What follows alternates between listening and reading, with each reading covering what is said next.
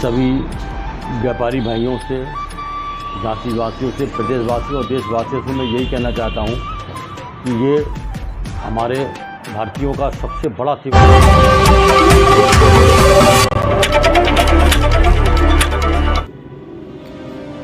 आदिया तालाब व्यापार मंडल अध्यक्ष संजय अग्रवाल राजस्थान मार्बल की ओर से समस्त झांसी वासियों व व्यापारी भाइयों को धनतेरस व दीपावली पर्व की हार्दिक शुभकामनाएं एवं बधाइयां। साथ ही जनता से आग्रह किया कि वे ऑनलाइन शॉपिंग कम से कम करें और शॉपिंग में हो रही समस्याओं को लेकर व्यापारी भाइयों ने जनता से आग्रह किया। आइए जानते हैं क्या कुछ कहा व्यापारी भाइयों ने। आगामी त्योहार, सबसे पहले हम आपका शुभ नाम जानना चाहेंगे। मैं संजय अग्रवाल, अध्यक्ष झांसी व्यापार मंडल, उपाध्यक्ष उद्योग, भारतीय उद्योग व्यापार प्रतिनिधि मंडल उत्तर प्रदेश। आगामी दीपावली का त्योहार आने ही वाला है कुछ ही क्षणों के बाद, क्या कहना चाहेंगे सभी व्यापारी भाइयों? सभी व्यापारी भाइयों से, झांसी वासियों से, प्रदेशवासियों और देशवासियों से मैं यही कहना चाहता हूँ कि ये हमारे भारतीयों का सबसे बड़ा त्यौहार है और इसको स्वादपूर्ण तरीके से मिलजुल कर मनाएं और ध्यान रखें गंदगी ना फैलाएं, कूड़ा करकट ना फैलाएं, क्योंकि ये त्यौहार पे सफाई ज़्यादा होती है। पूरे साल भर का एक बहुत महत्वपूर्ण ये त्यौहार है, तो प्रयास करें कचरा कम से कम फैलाएं और कचरे को साफ़ सुथरा अपने आसपास रखें। ये सभी से मैं निवेदन करता हूँ। व्यापारी भाइयों का त्यौहार को लेकर झांसी में आदिया तालाब पर अगर खास तौर पर बात की जाए तो इस तरह किस तरह का व्यापार चल रहा है? देखिए, आदिया तालाब पे जो व्यापार की स्थिति है, यहाँ होल लोहा और सैनिटरी वेयर मार्बल्स की दुकानें ज़्यादा हैं, तो इसमें इस टाइम व्यापार मध्यम स्थिति में चल रहा है और आगे जो प्रशासन की और गवर्नमेंट की जो नीतियां हैं उससे व्यापार बड़ा प्रभावित है।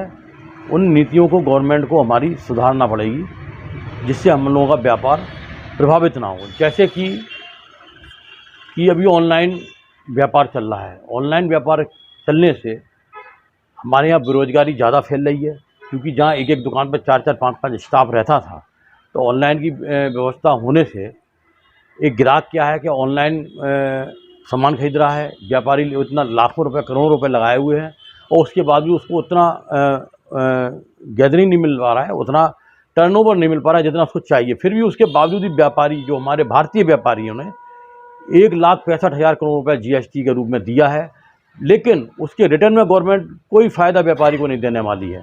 ना अभी ऐसा नज़र आ रहा है कि व्यापारी कोई फ़ायदा देगी। सरकारें तो इतना दावा कर रही है व्यापार को आगे बढ़ाना है और संरक्षित रोजगार, स्वयं का रोजगार, तमाम योजनाएं चल रही, फिर व्यापारी कहाँ गए? भैया, स्वयं का और रोजगार हम लोग कर भी लेंगे या हमारी आने वाली जनसंख्या कर भी लेगी, तो उसका माल खरीदेगा कौन? अब हम लोग दुकानें लगा लेंगे पगड़ी की, 5-5 लाख, 15-15, 20-25 लाख की दुकानें खरीद लेंगे पगड़ी की, तो उन्हें किराया देंगे 40-50 हज़ार रुपये, तो हम लोग ऑनलाइन की ट्रेडिंग चलने के बावजूद हम लोग कैसे सर्वाइव कर पाएंगे?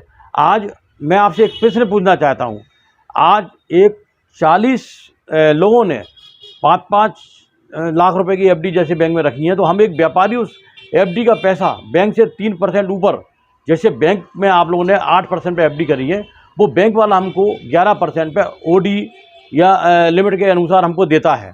आज अगर व्यापारी फेल होगा तो उसके साथ में आप लोग फेल नहीं होंगे क्या? आप बताइए मुझे। आज आप लोगों ने जो बहन बेटियों के ब्याह के लिए एफडी रखी है, या मकान बनाने के लिए एफडी बैंक में कर रखी हैं, या किसी बच्चों को पढ़ाने के लिए एफडी बैंक में कर रखी हैं, हमारा व्यापार जिंदा नहीं रहेगा। जो हम बैंक से लोन लिए हुए हैं, बैंक से ओडी लिए हैं या एफडी लिए हुए हैं, तो मतलब बैंक का कर्जा हम कैसे चुकाएंगे जब हमारी दुकान ही नहीं चलेगी? आपको ये सोचने वाली बात है, हमारे कस्टमरों को सोचने वाली बात है। जो ग्राहक है, आज ग्राहकों ने करोड़ों अरबों रुपए बैंक में डाल रखा है, कि सेविंग खाते में डाल रखा है, किसी की एफडी बना रखी है। उन एफडीओं के ब्याज का एक रोटेशन रहता है, चेन रहती है। उनको जो एफडीआं उन्होंने बना रखी है बैंक में, वो बैंक वाले हम व्यापारियों को देते हैं उधार, लिमिट के रूप में या ओडी के रूप में। अगर जब हमारा व्यापारी चलेगा तो उनका पैसा खाना है, हम व्यापारी को कोई फांसी तो लगाएगा नहीं।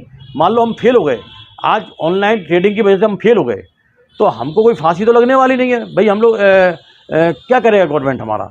जब गवर्नमेंट की नीति ऐसी है तो हम लोग तो डूबेंगे तो आम जनता भी डूबेगी साथ में। तो ये ऑनलाइन वाला ट्रेडिंग बहुत ख़राब है, बेकार है। आप कोई आइटम छू के खरीद नहीं सकते हैं। आपका सामाजिक स्तर ग्राहक का व्यापारी का बन नहीं पा रहा ऑनलाइन ट्रेडिंग के द्वारा। आज जैसे ग्राहक है हमारी दुकान पे आता है, 2-4 मीठी खट्टी बातें होती हैं और उससे गेट टुगेदर होती है। आज ऑनलाइन ट्रेडिंग से ये सब खत्म हो गया है। आज हमारे बच्चे और आज जो भी ग्राहक हैं उनके बच्चे एक दूसरे को पहचानते नहीं हैं, कौन दुकानदार और कौन क्या है। तो ये एक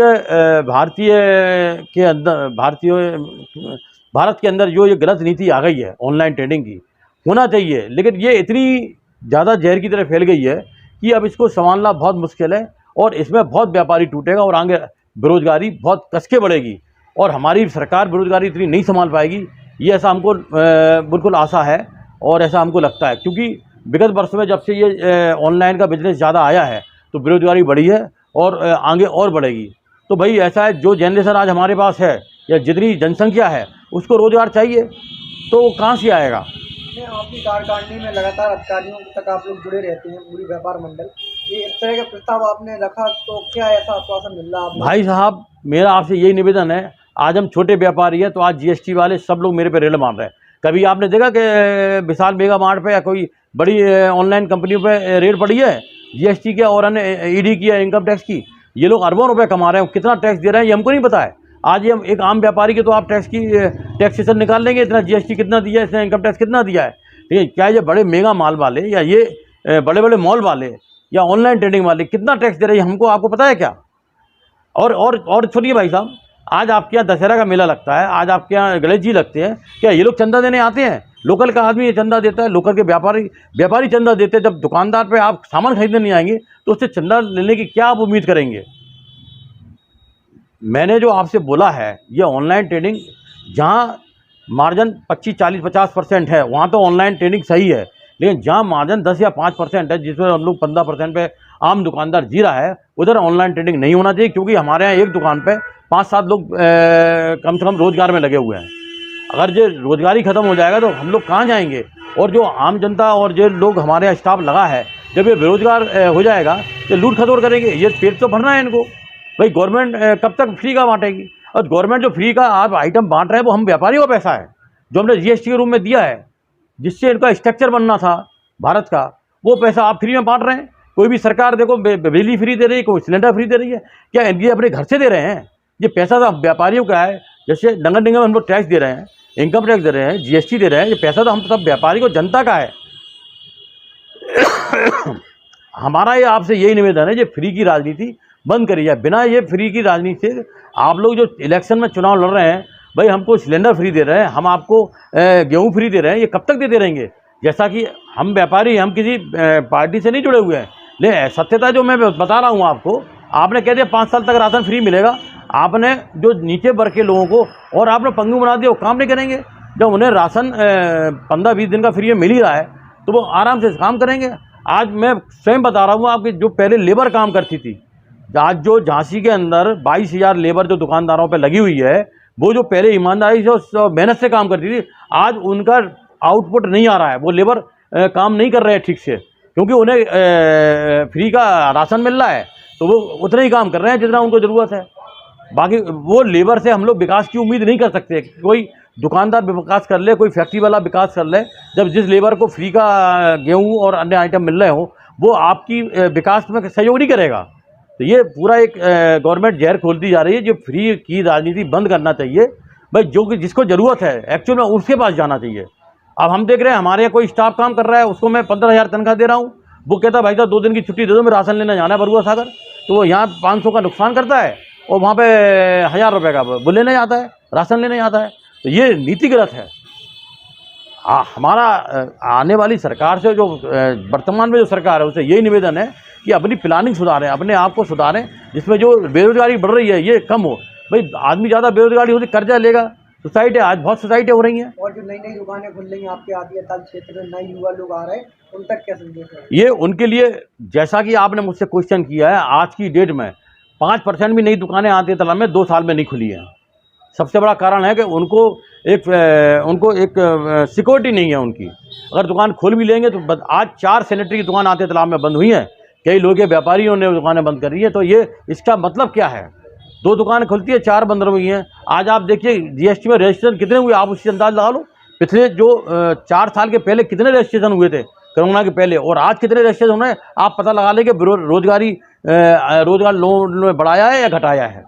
आप खुद समझ जाएंगे कि देखो आज व्यापारी जीएसटी कलेक्शन में ईमानदारी से टैक्स दे रहा है और हर महीने 2 महीने में आपको और नई नई ऊंचाइयों पर टैक्स का कलेक्शन मिल रहा है, लेकिन दुकानें आप सोचिए नए खुल रहे हैं, रोजगार के अवसर नहीं मिल रहे हैं, तो ये नहीं है बिल्कुल।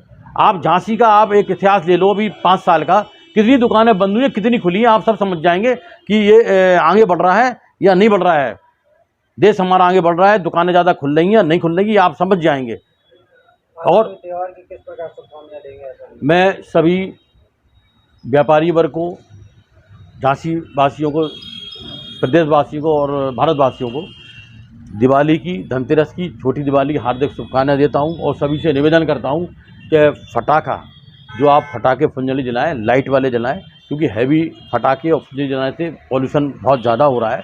जैसे आज दिल्ली की स्थिति है, हर चौथा आदमी सांस और उसकी बीमारी से परेशान है, ऐसी स्थिति झांसी में ना है। तो सभी से निवेदन, स्वाद अच्छा वातावरण बना के कूड़ा करकट इकट्ठा ना करें, कूड़े को अपने डस्टबिन में डालें और साफ़ सफाई रखें और स्वादपूर्ण वातावरण में दिवाली का त्यौहार मनाएं। मेरी सभी को शुभकामनाएं।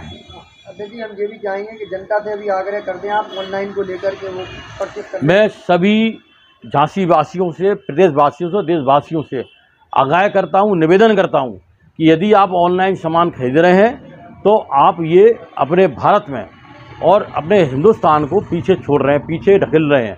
कारण क्या है, हिंदुस्तान की जो 140 करोड़ पॉपुलेशन है उसको कहीं ना कहीं ये ऑनलाइन ट्रेडिंग वाले डैमेज कर रहे हैं। जब ये बेरोजगारी बढ़ेगी तब आपको समझ में आएगी कि एक्चुअल में भारत कहाँ जा रहा है। इसमें क्या है, एक छोटे और बड़े के बीच में बहुत बड़ा गैप आ जाएगा। जैसा कि मैंने आपको बताया कि नई दुकानें खुल कम रही है, बंद ज़्यादा हो रहे हैं व्यापार।